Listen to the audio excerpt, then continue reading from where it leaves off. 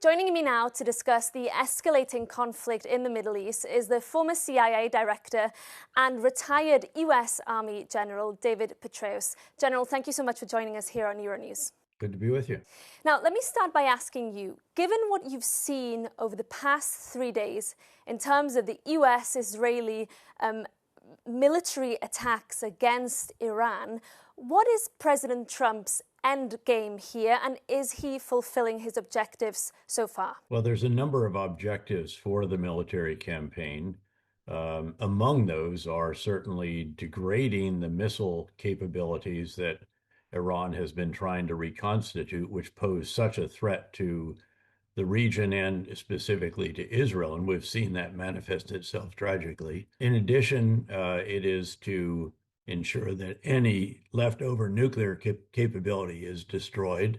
And we heard from the International Atomic Energy Agency just a few days ago that there may be a stockpile of 60% enriched uranium in tunnels under Isfahan, that facility, which was struck during the 12-day air campaign, but where that might have survived. And then, of course, there's the effort to dramatically degrade the capabilities of the regime forces, the regime leaders. And there have been numerous very important individuals who have been killed by precision. In this regard, then the effort continues and is now expanding to go after headquarters, storage sites, other weapons facilities, even the manufacturing facilities for the short and long range missiles, drone launch points, and even the ships of Iran as well. Whether what the president first laid out in his very first speech, which suggested regime change as one of the options, and that's the real question, I think. He has since sought to focus that a little bit on the U.S. and Israel creating the conditions for regime change that would be capitalized upon by the Iranian people. The challenge there, of course, is that most of the times that you have a situation like this, the guys with the most guns and the most willingness to be brutal prevail. And in this situation, of course, the Iranian regime forces, which total nearly 1 million when you add them all up, they are armed. They are brutal. They've shown that repeatedly over many decades, not to mention just the last 2 months when they put down the enormous demonstrations by killing probably tens of thousands of citizens and imprisoning tens of thousands more. So the question is there someone who can break apart from that, who has real capability, real weapons with large numbers, and leadership capacity that can mobilize the people and together take on the regime? And unfortunately, I don't think that is the base case right now. You mentioned that's not the case right now, because we do know that although the Ayatollah Ali Khamenei has been killed, the Islamic regime is very much still on its feet. There is a interim leadership council and vows to appoint another supreme leader quite swiftly. Do you mean to say that toppling the regime will not be possible through this military intervention, that will need to come from within? Or do you think that this will help create the conditions for a toppling of the regime from within Iran? Well, with the president and also then our Secretary of Defense and also Chairman of the Joint Chiefs, what they have noted is that this will create the conditions that could be capitalized on if there is the kind of development that I have outlined.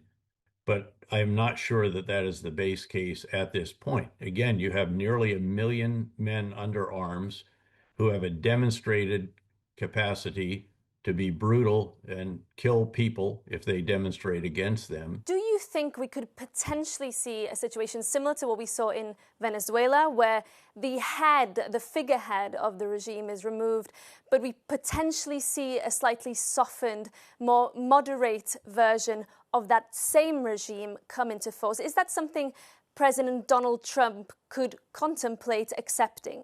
I think the answer to that is yes, and I think that it is possible. It's conceivable. I don't know that it is the most likely outcome. Keep in mind that, as you noted, there is an interim council right now led by the president, the senior judicial official and a cleric that are taking the place of the supreme leader. The assembly of experts will gather the conclave, if you will, that will select the next supreme leader. Uh, in the past, there's only been one case of that in the past, but generally, as you look at the candidates for this, they tend to be pretty hardline ideologues, similar to the most recent supreme leader. And you've seen already defiance by the foreign minister. He's the one person who has spoken publicly on this. So again, I think we have to be cautious about our hopes that a pragmatic figure could emerge. It's by no means impossible. Karim Sajapur, the great Iranian analyst here in the United States, has noted that it used to be that the regime was comprised of 80% true believers, true ideologues, hardliners, and 20% charlatans are called. They're just basically opportunists trying to get what they can by being part of the regime. But now it's 20% hardliners and 80% charlatans. So the possibility is there, certainly, that someone could emerge who might say, look, Mr. President, you're right. What the nuclear program and the arming of proxies and our killing of Americans and Arabs and Israelis has brought us is ruin. And we see the error of our ways and we want to sail straight. We want to get along with our neighbors and those in the region and with you.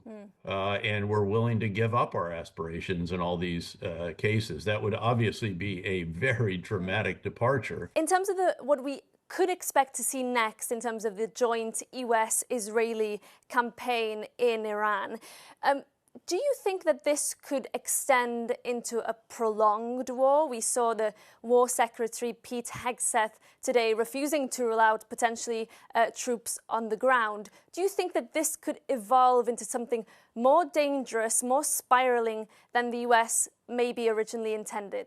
No, I think the president and the secretary and others have been very clear that we're not going to put boots on the ground. And frankly, I think that as the days go by, while noting that there is still a very real possibility of additional casualties, of again, those in host nations, those in Israel, those of American forces and others, that over time there will be a degradation of the ability of Iran to retaliate. Will continue to reduce their missile stocks, the launchers, the short-range missiles, and even the drones. So I think they will be hard pressed to maintain even remotely what the pace has been by Iran so far. And there's been so much damage to the command and control facilities and indeed the commanders themselves that this is all quite decentralized now, but it appears that they planned for this. Yet we are seeing quite a relentless response from Iran. We've seen unmanned vehicles, drones flying towards the EU island state of Cyprus, for example. Do you think they've been preparing for this, that the response is intentionally relentless in order to scare off the US? Because we are seeing talk of well, they're not going to scare off the US, so put that aside. They have retaliated, as I noted, and I do think that they did prepare for the eventuality that there may not be central command and control, and they have a deck of targets that they are executing. We'll see if that pattern continues. It's premature to assess based on that.